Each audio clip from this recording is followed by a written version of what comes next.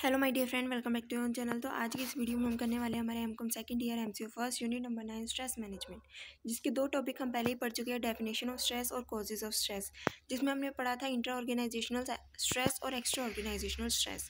आज की इस वीडियो में हम करने जा रहे हैं consequences of stress. An individual experiences stress through psychological emotion, through physiological breakdowns or biological changes. However, stress is not negative always. Stress has also positive consequences. The positive form of stress is known as stress. The word taken from Greek language means good stress. यानी कि इसमें यही कहा गया है कि हम हमेशा सोचते हैं कि स्ट्रेस के हमेशा नेगेटिव इम्पैक्ट होते हैं। ऐसा नहीं है, हमेशा ही स्ट्रेस के नेगेटिव इम्पैक्ट नहीं होते। कुछ पॉजिटिव फॉर्म भी होती है स्ट्रेस की, ठीक है, तो उनको ही हम जानेंगे। Achievement motivation come from deep intention, mild tension, inner urge, fire and feeling of restlessness to achieve objective. Stress helps in the development of the people too. In its mild form, it enhances job performance, leads to excellence and provides power और motivation to work hard and perform better. यानी कि stress होना चाहिए, mild stress होना चाहिए। ज़्यादा excessive stress होगा तो जो है बहुत सारी डिसीजेज हो सकती है, लेकिन माइल्ड स्ट्रेस होगा तो हम किसी ना किसी काम को करने के लिए मोटिवेट रहेंगे, उस काम को परफॉर्म करेंगे, अपने जो भी वर्क है उसको अच्छे से अच्छे तरीके से परफॉर्म करेंगे, मोटिवेट रहेंगे अपने काम को करने के लिए। तो हाँ, माइल्ड फॉर्म जो होती है इम्पोर्टेंट होती है, थोड़ा बहुत स्ट्रेस होना चाहिए। अगर एक्सेसिव स्ट्रेस है तो वो नेगेटिव फॉर्म हो जाती है, ठीक है, उससे क्या होता है, हेल्थ पे बहुत ज़्यादा इम्पैक्ट पड़ता है। लेकिन माइल्ड फॉर्म होगी स्ट्रेस की, थोड़ा बहुत स्ट्रेस है किसी काम को लेके तो हम उस काम को करने के लिए तैयार रहेंगे, उसको कंप्लीट करने की सोचेंगे। सम पॉजिटिव कॉन्सिक्वेंसेज आर, क्या पॉजिटिव कॉन्सिक्वेंसेज हो सकते हैं। मान लो अगर हमें थोड़ा बहुत स्ट्रेस है किसी काम को रिलेटेड, किसी वर्क को रिलेटेड, तो इसकी क्या पॉजिटिव कॉन्सिक्वेंसेज देखने को मिलेंगे। इंक्रीज प्रोडक्टिविटी, कहने के अगर हमें स्ट्रेस है, हमें ये है कि हाँ हमें इस काम को करना है, तो कहीं ना कहीं हम उस काम को करेंगे और अपनी प्रोडक्टिविटी को बढ़ाएंगे। Positive response to the target, development of proper perception in the decision making में भी हम अपना अच्छा से अच्छा योगदान दे सकेंगे। Increase motivation and performance, increase adaptability to change and increase quality of job performance. For instance, employee experiencing a moderate stress of repetitiveness on the job find new way of discharging jobs. The stress promote creativity in the employees. तो इसमें क्या example दिया गया है, इसमें कहा गया है कि अगर एम्प्लॉयज़ थोड़ा बहुत क्या है किसी भी काम को रिपीटेटिव वे में करता है तो वो उस काम को बार बार करने से कोई एक ऐसा जो है तरीका ढूंढ लेता है जिससे कि उस जॉब को, उस काम को और अच्छे से परफॉर्म कर सके, वो उस काम को करने में थोड़ी सी क्रिएटिविटी लेके आता है, ठीक है। ये थे कॉन्सिक्वेंसेज ऑफ पॉजिटिव स्ट्रेस। उसके बाद आता है हमारा however in the modern organisation the negative consequences are creating more problem. Stress lead to high blood pressure, ulcer, cancer, accident and irritations though there is no perfect association between stress and its consequences. Stress itself demonstrates into psychological, physiological, behavioral, job and organizational consequences. The positive and negative consequences are discussed below. यानी कि क्या क्या positive consequences होते हैं, क्या negative consequences होते हैं, वो हमने पढ़ा है और आगे हम ये सब देखेंगे। साइकोलॉजिकल कॉन्सिक्वेंसेज क्या होते हैं, फिजियोलॉजिकल कॉन्सिक्वेंसेज क्या होते हैं। फिजियोलॉजिकल कॉन्सिक्वेंसेज के बारे में हम सबसे पहले पढ़ते हैं। Physiological consequences related to the way body part functions, ठीक है। Stress influence the biological system of the human beings. Stress certain visible form of stress are increased blood pressure, proneness to heart disease, cancer, sweating, dry mouth, frustration and anxiety, depression, increased level of cholesterol, ulcer, etc. Physical stress increases the body metabolic rate. This results into malfunctioning of internal gland and consequently the body disorders. This is felt in the form of increased heartbeat, increase in breathing rate and headache. This creates biological illness. The physical stress also creates psychological problem. In fact, physical stress and psychological disorders are interrelated. यानी कि हमने पढ़ा physiological consequences क्या होते हैं, यानी कि इसकी विजिबल फॉर्म होती है। जब स्ट्रेस होता है किसी को तो दिखने लग जाता है उसकी बॉडी स्ट्रक्चर से, ठीक है।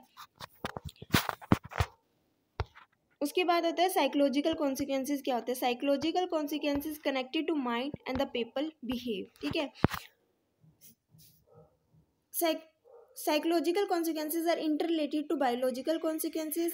They are invisible but affect the employee's job performance.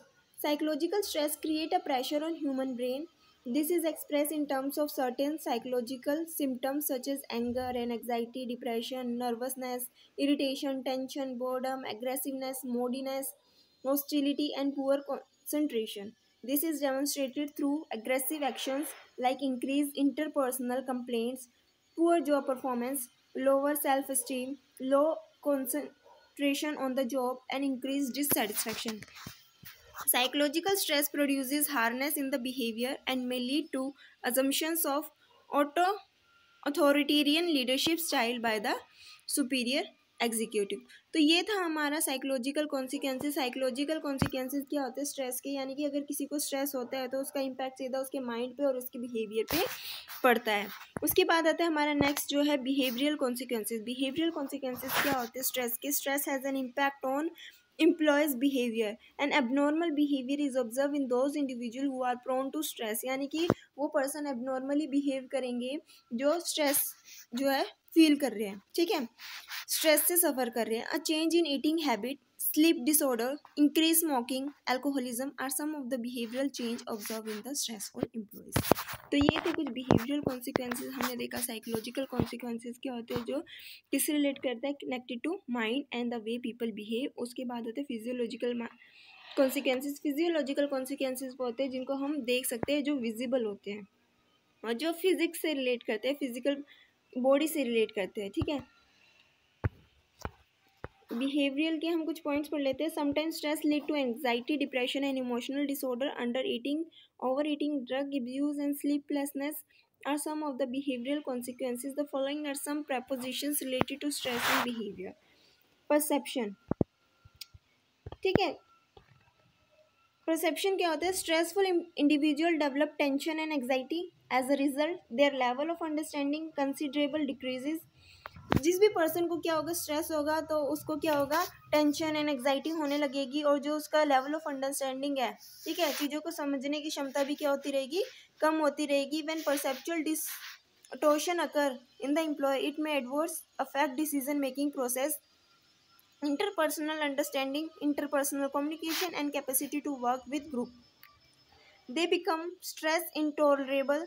All these lead to increased level of interpersonal conflict। यानी कि परसेप्शन क्या है, नज़रिया काम करने की तरफ लोगों का चेंज हो जाता है अगर उसको स्ट्रेस होता है, ठीक है। अगर कोई लोग, दूसरे लोग किसी भी डिसीजन को पॉजिटिव वे में ले रहे हैं तो वो पर्सन जिसको स्ट्रेस है उसको नेगेटिव वे में लेने लग जाता है, जिसकी वजह से क्या है, वो कॉन्फ्लिक्ट जो है ऑर्गेनाइजेशन में या किसी भी तरीके के वर्क में अराइज होने लग जाते हैं। तो स्ट्रेस का सीधा रिलेटेड किससे है, बिहेवियर से। स्ट्रेस का इम्पैक्ट किससे है, बिहेवियर से। और फर्स्ट पॉइंट हमने पढ़ा परसेप्शन की, किसी भी इंडिविजुअल का जो परसेप्शन है, जो नज़रिया, वो क्या हो जाता है, चेंज हो जाता है, जिसकी वजह से वो क्या करने लग जाता है, जिसकी वजह से जो है कॉन्फ्लिक्ट्स बढ़ जाते हैं, ठीक है, कम्युनिकेशन में प्रॉब्लम आने लग जाती है और काम करने की क्षमता भी क्या हो जाती है, कम हो जाती है।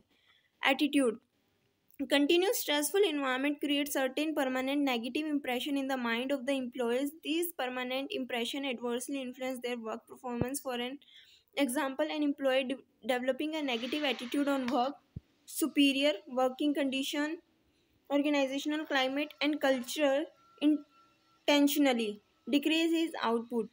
He also become demoralized and the motivation level decrease। तो इसमें यही कहा गया है कि अगर स्ट्रेस होने की वजह से भी किसी भी एम्प्लॉयज़ का जो है एटीट्यूड जो है वो क्या हो जाता है, चेंज हो जाता है। नेगेटिव एटीट्यूड जो है वर्क की तरफ, अपने सुपीरियर की तरफ, वर्किंग कंडीशन की तरफ होना स्टार्ट होता है। अगर नेगेटिव एटीट्यूड है किसी भी वर्कर का अपने वर्क के प्रति या किसी भी मेंबर के प्रति ऑर्गेनाइजेशन में, तो कहीं ना कहीं जो आउटपुट प्रोडक्शन है वो क्या हो जाएगी, डिक्रीज हो जाएगी, ठीक है, और उसका मोटिवेशन लेवल भी क्या होगा, डिक्रीज होगा। तो यही है कि अगर नेगेटिव स्ट्रेस है तो इससे क्या होगा, बहुत ज़्यादा नेगेटिव इम्पैक्ट पड़ेगा उस इंडिविजुअल के बिहेवियर पे, परसेप्शन पे, एटीट्यूड पे। उसके बाद आता है हमारा learning.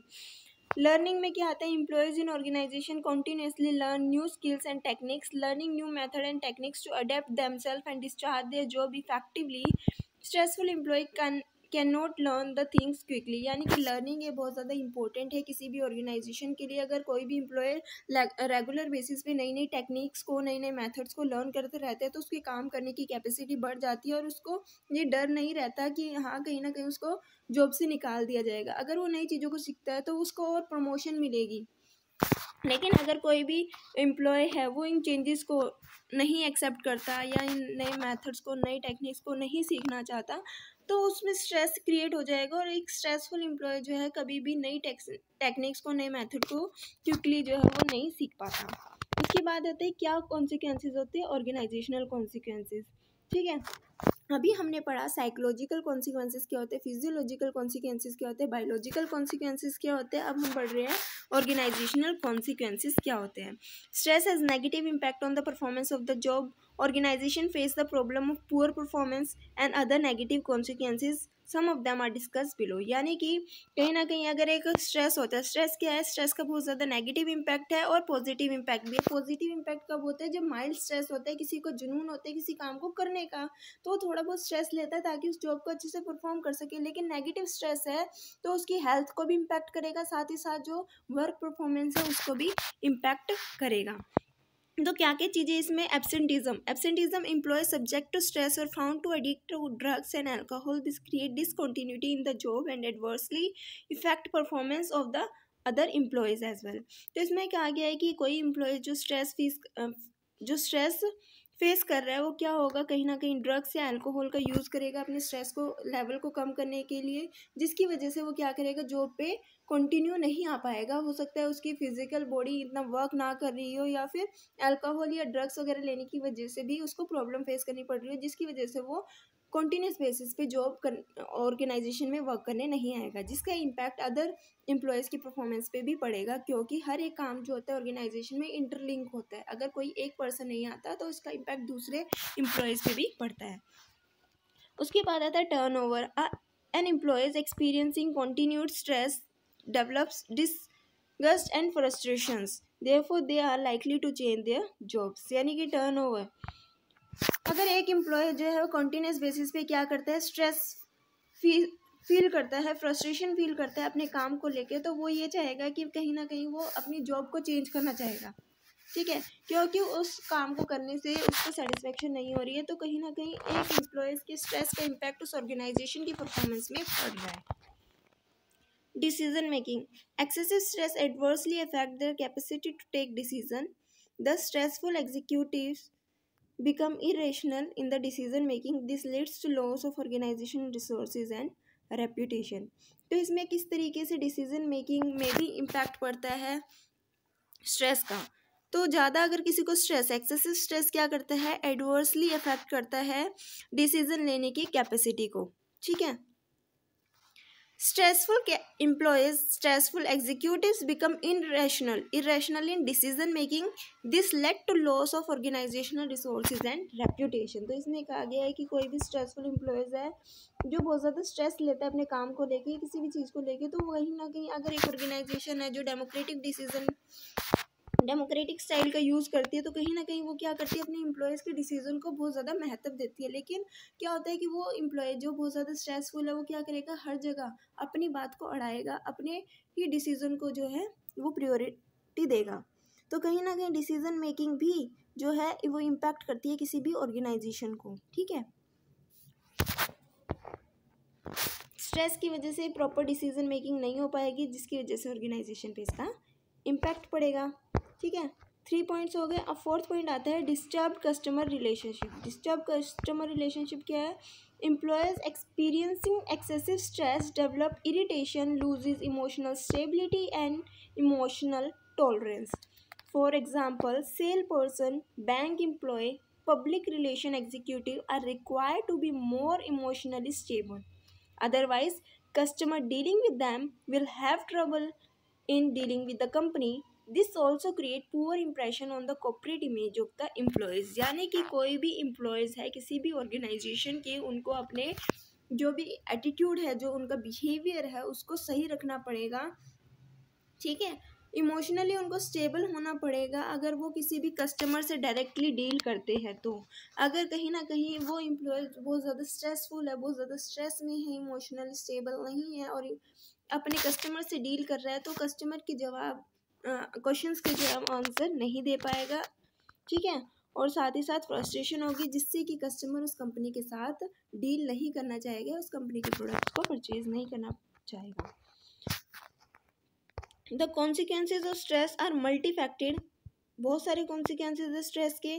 Stress as a vicious circle. Most of the consequences of stress are interdependent, one has root into the other, ठीक है। For instance psychological consequences result in physiological disorder. The later will produce behavioral consequences and ultimately the organization suffer from adverse effect. The ill effect of stress are more dangerous. इसमें यही कहा गया है कि जो stress के बहुत ज़्यादा कॉन्सिक्वेंस होते हैं, स्ट्रेस जो है आपस में इंटरलेट करता है, जो कॉन्सिक्वेंसेज होते हैं स्ट्रेस के वो आपस में इंटरडिपेंडेंट है। किस तरीके से? अभी हमने पढ़ा physiological, psychological, behavioural, organisational stress. हर एक स्ट्रेस के बारे में पढ़ा। किसी को भी साइकोलॉजिकल स्ट्रेस है, किसी को भी माइंड से रिलेटेड स्ट्रेस है, ठीक है, ठीक है। तो कहीं ना कहीं उससे उसकी हेल्थ पे इम्पैक्ट पड़ेगा, उसको फिजियोलॉजिकल डिसऑर्डर्स होंगे, ठीक है, उसका बिहेवियर चेंज होगा, कहीं ना कहीं उसके बिहेवियर का इम्पैक्ट उसकी ऑर्गेनाइजेशन पे पड़ेगा। तो जो इल इफेक्ट होते हैं स्ट्रेस के वो बहुत ज़्यादा डेंजरस होते हैं। Addiction to smoking, drinking alcohol, criminal attitude, terrorism and indecent behaviour are some of the social consequences of stress. It is in this context that stress receives more attention of the organization, psychologists, and the medical practitioner in recent time. A number of strategies exist to overcome stress. Most of them suggest leading a peaceful, calm, and regulated life. Interestingly, people overlook their lifestyles and suffer from stress. However, stress is not difficult to overcome. तो stress हर किसी को होता है, जो अपने ध्यान नहीं रखता उसको ज़्यादा से ज़्यादा स्ट्रेस फेस करना पड़ता है। तो स्ट्रेस से बचने के लिए क्या कर सकते हैं? पीसफुल इन्वायरमेंट में रहना चाहिए, काम रहना चाहिए, अपने लाइफ को अच्छे से रखना चाहिए, ठीक है। तो ऐसा नहीं है कि स्ट्रेस से बाहर नहीं आ सकते, स्ट्रेस से बहुत ही जो है वो डिफ़िकल्ट नहीं है उससे बाहर निकलना। तो ये थे हमारे कॉन्सिक्वेंसेज ऑफ स्ट्रेस जो हमने अभी पढ़े हैं। आई होप कि आपको वीडियो अच्छी लगी। वीडियो अच्छी लगी तो वीडियो को लाइक शेयर और सब्सक्राइब करना मत भूलना। Thanks for watching.